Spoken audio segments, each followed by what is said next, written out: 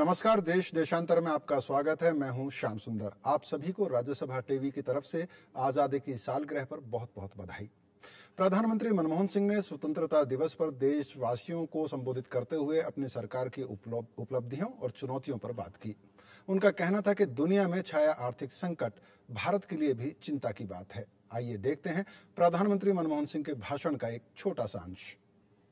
जहां तक तेज आर्थिक विकास के लिए देश के अंदर अनुकूल वातावरण बनाने का प्रश्न है, मेरा मानना है कि बहुत से मुद्दों पर आम राजनीतिक सहमति न होने के कारण हम ऐसा नहीं कर पा रहे।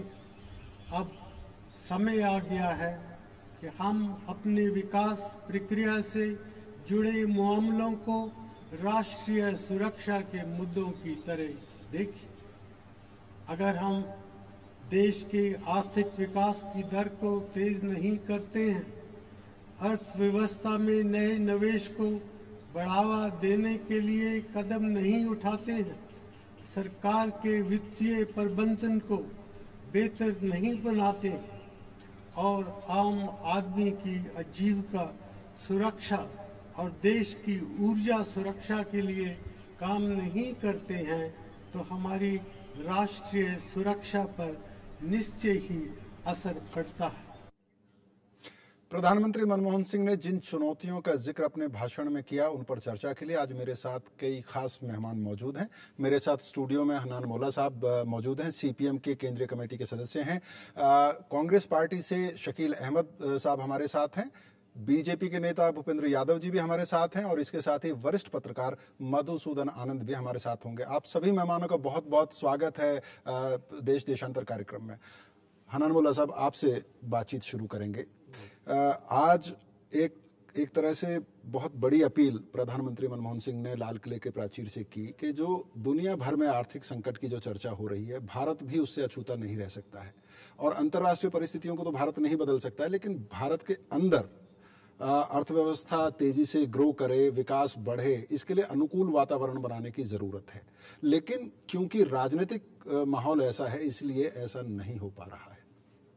आप सहमत हैं? नहीं, बिल्कुल सहमत नहीं है, क्योंकि ये सेम मेरे पास 11 का भी भाषण है, 2011 का, और ये तो रिचुअल्स बन रहा है। वो एक बात को हर साल में दोहराता जा रहा है, बोल रहा है कि अंतर्राष्ट्रीय स्थिति हमारा अनुकूल नहीं है, और इसमें उसका ऑनेस्टी नहीं सामने आता है, क्योंकि जिस कारण से, जिस नीति के चलते अमेरिका और वेस्टर्न यूरोप आज गिर गया है, इकोनॉमी खाद में गिरा है, आज वही इकोनॉमिक पॉलिसी को आज मनमोहन सिंह 100% अपनाने का कोशिश कर रहे हैं। हन्नान मोल्ला साहब, मैं आऊंगा आपके पास। इसी के कारण उसको बात में विश्वास करना कठिन है। आपकी इस बात का जवाब लेते हैं शकील साहब से। शकील अहमद साहब, हन्नान मोल्ला साहब कहते हैं कि 2011 में भी प्रधानमंत्री मनमोहन सिंह ने इसी तरह की बात कही और जिस आर्थिक संकट की बात डॉक्टर मनमोहन सिंह कर रहे हैं, उसके लिए जो कारण यूरोप और दूसरे देशों में जिम्मेदार हैं, उन्हीं आर्थिक नीतियों पर चलने की बात आपकी सरकार कर रही है। देखिए, प्रधानमंत्री जी ने बिल्कुल सही कहा कि ग्लोबलाइजेशन के इस युग में हम आइसोलेशन में अपना मामला नहीं देख सकते हैं, और निश्चित रूप से 2009 के पहले की स्पीचेस में ये बात नहीं मिलेगी। 2009 के बाद जो सरकार बनी है, उसके समय में जो आर्थिक संकट हुआ है, एक तो 2 आर्थिक संकट हुए, एक तो पूरे विश्व में हुआ और एक अभी हाल का यूरोजोन में हुआ है, जिसकी वजह से पूरी दुनिया और में आर्थिक संकट की स्थिति पैदा हुई है, जिससे भारत भी प्रभावित हुआ है और भारत उससे उबरने की कोशिश कर रहा है। जहां तक हन्नान मोल्ला साहब का है कि जो अमेरिका और जो यूरोप के देश कर रहे हैं, उसी आर्थिक नीतियों को अपना रहे हैं, तो हन्नान मोल्ला साहब से ये पूछ लीजिए कि इनका जो ईस्टर्न यूरोपियन ब्लॉक था, पोलैंड से लेके और हंगरी से लेकर के और रोमानिया से लेके, ये सब कम्युनिस्ट धाराशायी हो गए। ये किन आर्थिक नीतियों की वजह से ये बर्बाद हो गए और टूट के टुकड़े टुकड़े हो गए, जरा ये इनसे पूछ लीजिए।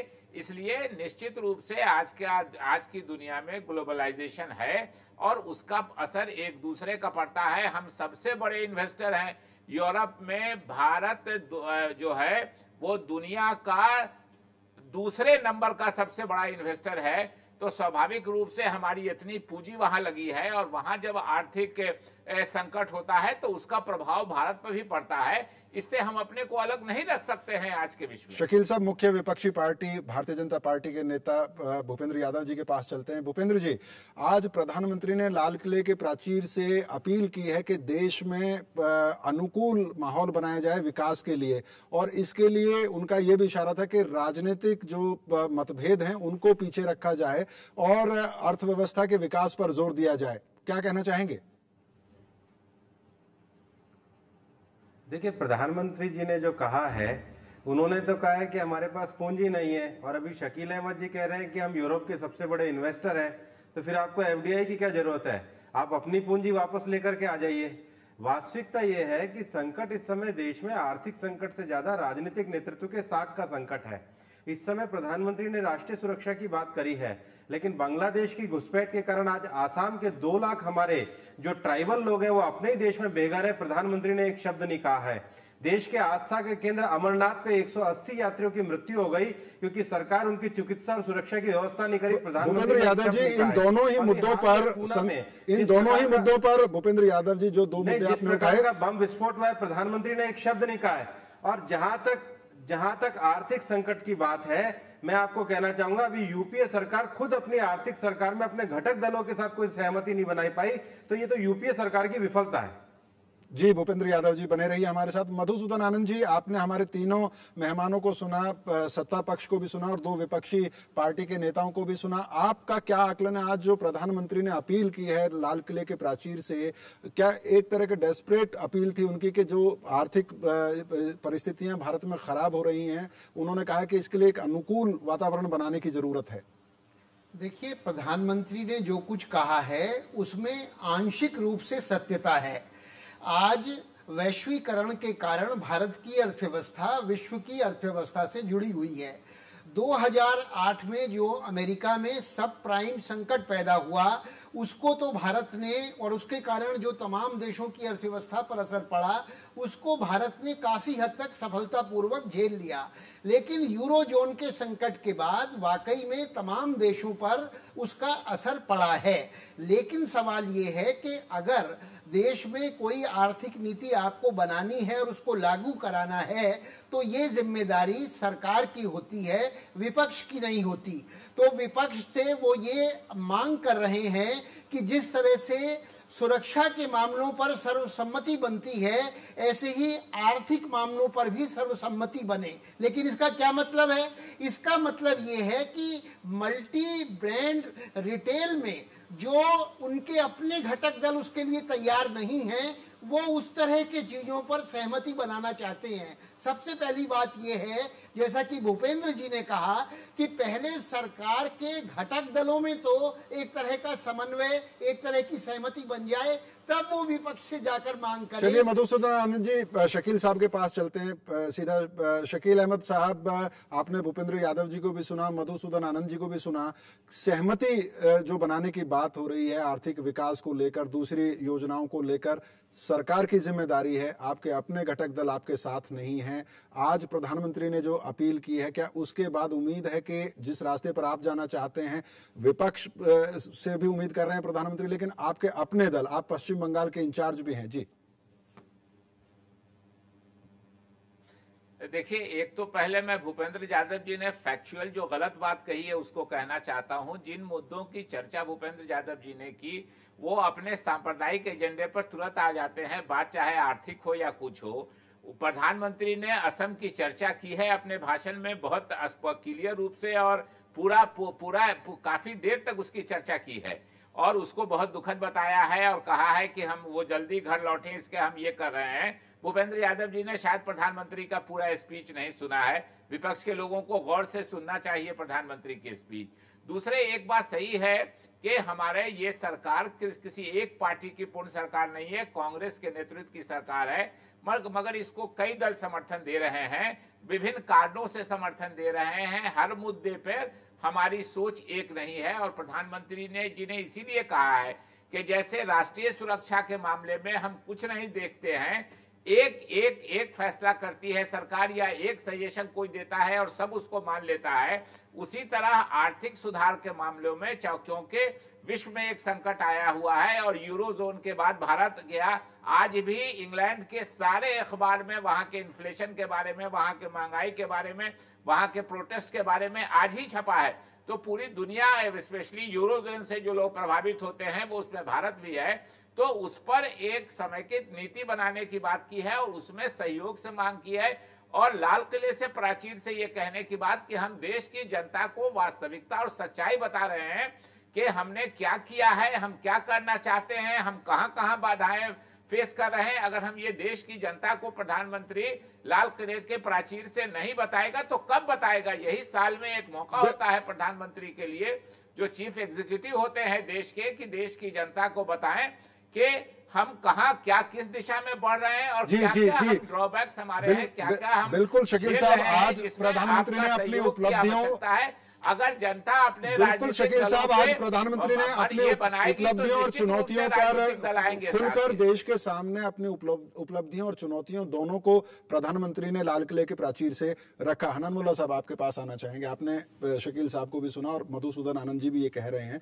और ये एक फैक्ट है कि आर्थिक संकट जो है वो विश्व भर में एक बड़ा मुद्दा है और भारत, चाहे आप उससे सहमत हों या ना सहमत हों, ग्लोबलाइजेशन के बाद भारत की अर्थव्यवस्था अंतर्राष्ट्रीय अर्थव्यवस्था से जुड़ी हुई है। तो ऐसे में जब प्रधानमंत्री ये अपील कर रहे हैं कि इसको राष्ट्रीय सुरक्षा के मुद्दे के तौर पर लिया जाना चाहिए, राजनीतिक मतभेदों से ऊपर उठकर फिलहाल कम से कम विकास और अर्थव्यवस्था में तेजी लाने पर जोर होना चाहिए।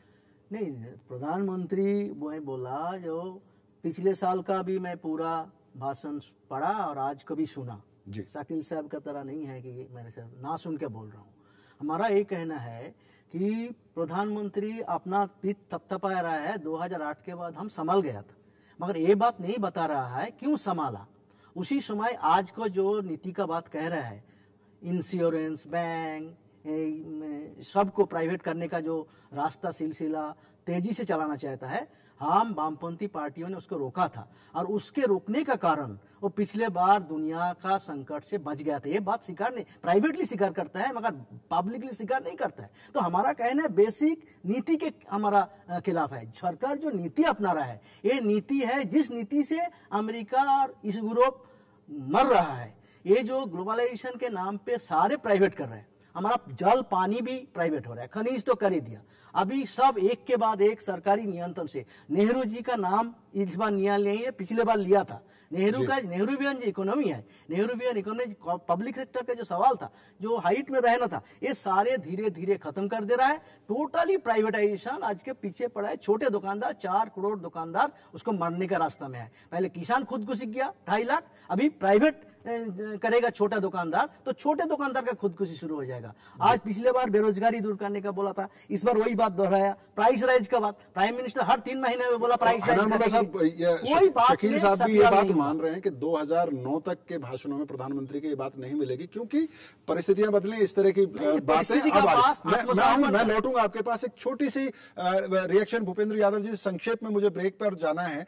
वामपंथी पार्टियों का जहां तक सवाल है, जो आर्थिक नीतियां हैं, चाहे वो यूपीए की आर्थिक नीतियां हैं, चाहे आपकी जब एनडीए की सरकार थी उनकी आर्थिक नीतियां थी, आपकी जो आर्थिक नीतियां थी एनडीए की, उनसे भी उनका विरोध रहा है। लेकिन बीजेपी की अगर बात करूं मैं, एनडीए भी छोड़ दूं, तो जो खुली अर्थव्यवस्था के समर्थक आप भी रहे हैं, आप कम से कम रिस्पॉन्ड कीजिए जो प्रधानमंत्री आज कह रहे हैं। नहीं, खुली अर्थव्यवस्था का अर्थ ये नहीं है कि आप देश में लोगों के, मध्यम वर्गीय स्वरोजगार वाले लोगों के रोजगार छीन लो।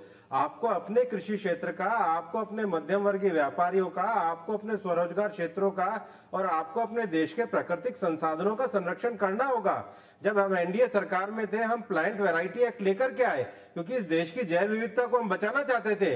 आज जो यूपीए सरकार है उससे उलट सीड बिल जो लेकर के आ रही है वो देश की जैव विविधता पर खतरा है।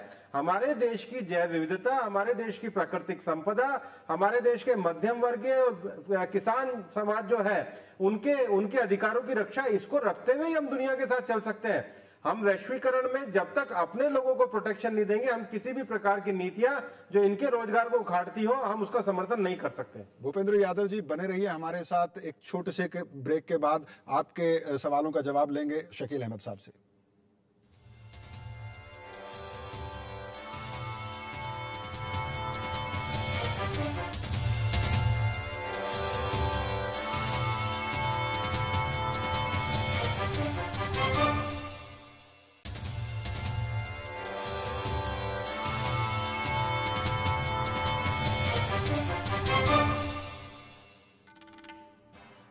देश देशांतर में एक बार फिर आपका स्वागत है। हम आज बात कर रहे हैं प्रधानमंत्री ने जिन चुनौतियों और उपलब्धियों का जिक्र अपने भाषण में किया। शकील अहमद साहब आपके पास आना चाहूंगा। ब्रेक से पहले हनान मुल्ला साहब कह रहे थे कि पिछली बार जब आर्थिक संकट आया था और भारत उस आर्थिक संकट का सामना कर पाया था, उसकी वजह यह थी कि वामपंथी पार्टियों का समर्थन था। एक तरह का चेक वामपंथी पार्टियों ने रखा कि चाहे वो पेंशन फंड की बात हो, चाहे इंश्योरेंस सेक्टर की बात हो, चाहे बैंकिंग सेक्टर की बात हो, आप जो करना चाहते थे आपको नहीं करने दिया, इसलिए उस आर्थिक संकट से बचे। और दूसरी बात, भूपेंद्र यादव जी कह रहे हैं कि खुली अर्थव्यवस्था, ग्लोबलाइजेशन, ये सारी बातें ठीक हैं, लेकिन अपने लोगों के हितों को, किसानों के हितों को, मध्यम वर्गीय व्यापारियों के हितों को, इनको ध्यान में रखना पड़ेगा। देखिए, हनान मुल्ला साहब को तो ये समझना चाहिए कि जब तक वो हमारे साथ थे, देश की जनता भी उनके साथ थी। हम कांग्रेस के 142 सीट से बढ़ के जब इन्होंने साथ छोड़ा, उसके तुरंत बाद चुनाव हुआ तो हम 207 पे पहुंच गए। और हन्नान मुल्ला साहब की स्थिति क्या हो गई एमपी के मामले में भी, और राज्य सरकारों के मामले में वो केरल भी हार गए और बंगाल भी हार गए और त्रिपुरा भी हारने ही वाले हैं, जो एक बचा है। तो ये देश की जनता ने क्या उसका असर लिया, ये हन्नान मुल्ला साहब को अभी तक समझ में नहीं आया है। मुझको इस बात पे आश्चर्य है। जहां तक भूपेंद्र यादव जी की बात है, ये किसानों के बहुत चिंता की बात कर रहे हैं। ये बात सही है कि ये भी खुली अर्थव्यवस्था के पक्षधर रहे हैं, जबान से कम ये बोलते रहे हैं, लेकिन ये किसानों की चिंता की बात बोल रहे हैं। जरा पूछिए भूपेंद्र यादव जी से, उनको शायद नहीं हो, हम जानकारी दे देते हैं कि 6 साल के एनडीए के शासनकाल में कुछ धान और गेहूं का मिनिमम सपोर्ट प्राइस जो सरकार तय करती है, इन्होंने 60 रुपया बढ़ाया 6 साल में, यानी प्रत्येक वर्ष 10 रुपया। ये किसानों का इस देश के अपमान है। इस यूपीए सरकार ने हमने मोर देन डबल किया। जहां जहां गेहूं का दाम 550 था, हमने मिनिमम सपोर्ट प्राइस लगभग दोगुना बढ़ाया और आज 1100-1200 के आसपास गेहूं के दाम या फिर धान के दाम है। ये इस यूपीए सरकार के किसानों के प्रति जो आकर्षण है और किसानों का ऋण है हमारे पर, वो अन्नदाता है। अगर अन्न उपजाना छोड़ देंगे तो इस देश का क्या होगा। और इसीलिए हम लोगों ने 72,000 करोड़ रुपया, आप याद कीजिए 2008-9 में हम लोगों ने किसानों का 72,000 करोड़ शकील साहब, आपको टोक रहा हूं, ये जरा याद दिला दीजिए उनको।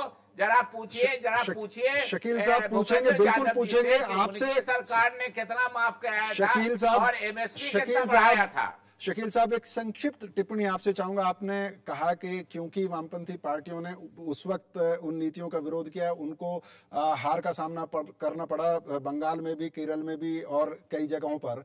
लेकिन अब जो बंगाल से आपके साथ हैं तृणमूल कांग्रेस बिल्कुल उसी लाइन पर विरोध कर रही है, चाहे एफडीआई का सवाल हो, चाहे पेंशन फंड का सवाल हो।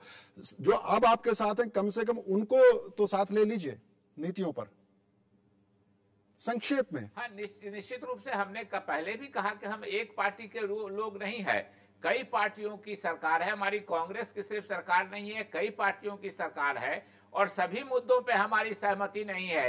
एक है कि सांप्रदायिक शक्तियों को दूर रखने के लिए, उनकी वजह से देश का बंटवारा एक बार 1947 में हो चुका है सांप्रदायिकता के कारण, फिर देश उस कगार पे नहीं पहुंचे, इसलिए उनको दूर रखने के लिए कई पार्टियों ने हमारा समर्थन किया है। परंतु बहुत सारे मुद्दों पर हमारी एकता नहीं है और इस मुद्दों पर भी अलग अलग, ममता बनर्जी जी की भी अलग राय है, हमारे जो समाजवादी दल के लोग हमको समर्थन दे रहे हैं बाहर से ही सही, उनकी भी अलग राय है। इसीलिए प्रधानमंत्री ने सबों से अपील की है, अपने सहयोगियों से भी और विपक्षियों से भी, कि इसको आप राष्ट्रीय सुरक्षा का मुद्दा समझिए। अगर आर्थिक स्थिति देश की चरमरा जाएगी तो इसका सीधा कुप्रभाव देश की गरीब जनता पर पड़ेगा, देश के आम लोगों पर पड़ेगा। इसीलिए इसको राष्ट्रीय सुरक्षा का मामला समझते हुए जो वित्तीय सुधार की बात हो रही है उसमें सहयोग की अपील की है प्रधानमंत्री ने, और छुप के नहीं की है, लाल किले के प्राचीर से की है। जी शकील साहब, लौटूंगा आपके पास। मधुसूदन आनंद जी, बड़े धैर्य से आप हमारे मेहमानों को सुन रहे थे, सहमति बनती हुई नहीं लग रही है। बेशक लाल किले के प्राचीर से प्रधानमंत्री ने अपील की है। देखिए, ये बात बहुत साफ है, जो प्रधानमंत्री के आर्थिक सलाहकार या वित्त मंत्रालय के आर्थिक सलाहकार रहे हैं कौशिक बसु, अब रिटायर हो चुके हैं, उन्होंने एक बयान दिया था कि जो भी सुधार होंगे, आर्थिक सुधार, वो नई सरकार के बाद होंगे, आने के बाद होंगे। ये सरकार इस स्थिति में है ही नहीं कि आर्थिक सुधार कर सके, और खुद ये मजबूरी तमाम तरह से प्रकट भी हो रही है कि सरकार जिन सुधारों को आगे लागू करना चाहती है उसको लेकर गहरे विरोध हैं प्रतिपक्ष के भी और खुद उनकी पार्टी में भी। इसलिए लाल किले से ये आह्वान करना सिर्फ एक तरह की रस्मी कवायद है। अगर इनको कुछ करना है तो इन्होंने जब अमेरिका के साथ परमाणु समझौता किया तो जो कॉमन मिनिमम प्रोग्राम में लेफ्टिस्ट पार्टियों के साथ नहीं था, उस पर इन्होंने अपनी सरकार को कुर्बान करने तक की बात कर दी और वो समझौता करने के लिए हरी झंडी दिखा दी। तो अगर ये जो कुछ करना चाहते हैं तो वो दृढ़ इच्छा शक्ति इनको ही दिखानी पड़ेगी, जो कि इनके जो सहयोगी घटक दल हैं उनकी जो राजनीति चल रही है अंदरूनी, उसके कारण कतई बनने की स्थिति में नहीं है। बल्कि ये भी सुना जाता है कि खुद कांग्रेस में भी इस पर पूरी सहमति नहीं है।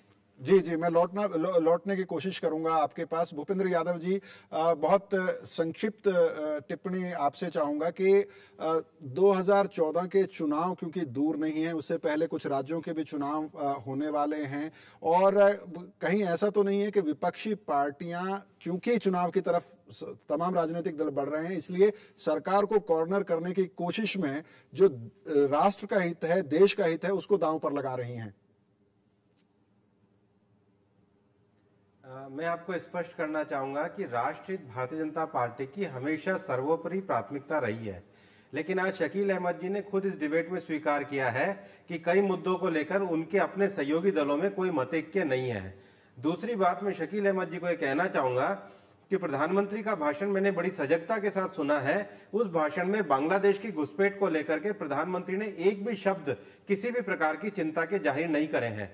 तीसरी बात मैं ये कहना चाहूंगा कि किसानों को लेकर के जो शकील अहमद जी जो अब यूपीए सरकार का बखान कर रहे थे, इसी यूपीए सरकार को सुप्रीम कोर्ट की 2 बार फटकार पड़ी है कि देश का अनाज सड़ रहा है, और इस साल संसद में इस बात पर बहस हुई है कि यह सरकार गेहूं की खरीद करने में असफल सिद्ध हुई है और काफी संख्या में किसानों का जो गेहूं है वह एफसीआई के द्वारा प्रोक्योर नहीं किया गया है।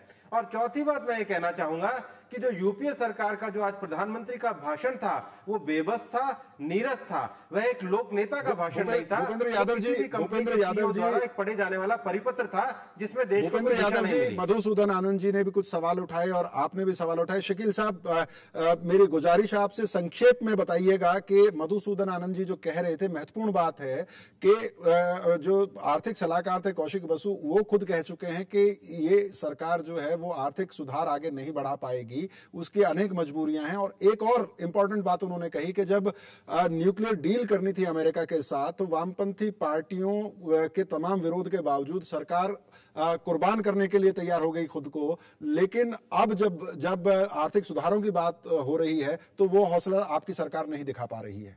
इसमें सिर्फ मेरे एक बात जोड़ना है, ये सरकार, शकील साहब, हन्नान मौला साहब, एक छोटा सा उनकी बात सुन लीजिए, छोटा सा वो सवाल जोड़ना चाहिए। अमेरिका के हिफाजत के लिए, अमेरिका को स्वार्थ की हिफाजत के लिए अपना सरकार कुर्बानी करने के लिए तैयार है, मगर हिंदुस्तान के जनता के लिए, शकील साहब, अमेरिका का देश का जनता के लिए, समझ गए शकील साहब, हमारे के लिए कुर्बानी के लिए तैयार नहीं। आप तीनों मेहमानों का संक्षेप में एक साथ जवाब दे दीजिए।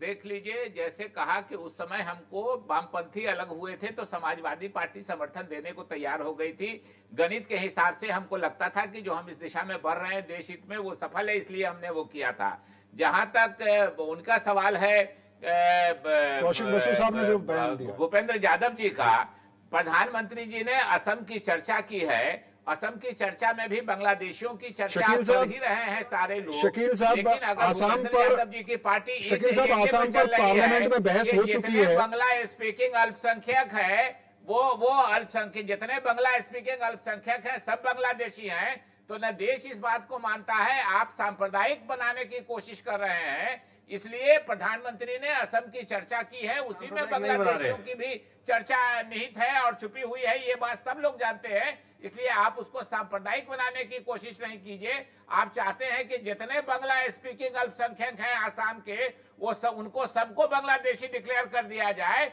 तो ये आपका प्रयास सफल नहीं होगा। जो सच्चाई है, मेरा कहना है घुसपैठ पे प्रधानमंत्री ने, शकील साहब बात आर्थिक विकास पे, अगर प्रधानमंत्री ने आसाम का मामला कहा है और ये तमाम ये बातें आई हैं कि जो घुसपैठ में एक बड़ा मुद्दा घुसपैठ भी है, लेकिन घुसपैठ को आप सांप्रदायिक रंग देना चाहते हैं। शकील साहब, भूपेंद्र यादव जी, आसाम के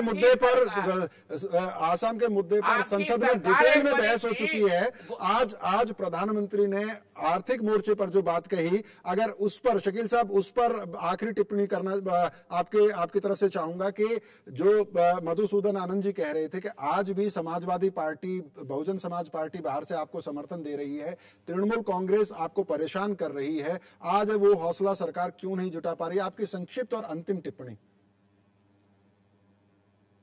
नहीं, समाजवादी पार्टी ने भी लिख के दिया है, जो एफडीआई है, जो और मामले सुधार के हैं, उस पर समाजवादी पार्टी ने भी अपना विरोध दर्ज कराया है। इसलिए हम कह रहे हैं कि उस समय गणित जो था सरकार का, वो था कि इस मुद्दे पर हमारे साथ लेफ्ट अलग हुआ था तो समाजवादी पार्टी आ गई थी। इस मुद्दे पर लेफ्ट भी अलग है, बीजेपी भी अलग है, हमारे अपने सहयोगी दल कई अलग हैं, जो यूपीए के अंदर के लोग हैं, यूपीए के बाहर से जो समर्थन कर रहे हैं वो अलग हैं। इसीलिए प्रधानमंत्री ने अपील की है। प्रधानमंत्री की मूल भावना समझिए कि हम करना चाहते हैं, लेकिन देश की जनता ने जो मैंडेट दिया है वो खंडित मैंडेट है, और इसीलिए हम देश के कार्यक्रम का समय हैं कि देश, शकील साहब माफ कीजिए, आपको रोक रहा हूं, कार्यक्रम का समय समाप्त हो रहा है। शकील साहब, आपकी बात काटने के लिए माफी चाहता हूं, कार्यक्रम का समय समाप्त हो रहा है। हन्नान मोल्ला जी, बहुत संक्षिप्त टिप्पणी।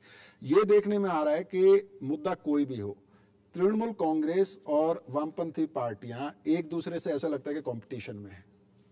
नहीं, तृणमूल के बारे में मैं कहीं नहीं बोलूंगा। वो पार्टी ऐसा ही है, उसका कोई नीति नहीं है, जो सुविधावादी नीति में चलता है। हमारा कहना है जो सरकार जिस नीति से चलता है वो गरीब को बात करता है, अमीर को सेवा करता है, देश के उद्योग को बढ़ाने का बात करता है। और उद्योगपति आज सबसे धोखा दिया, प्रोडक्शन इंडस्ट्री में सबसे कम हो गया।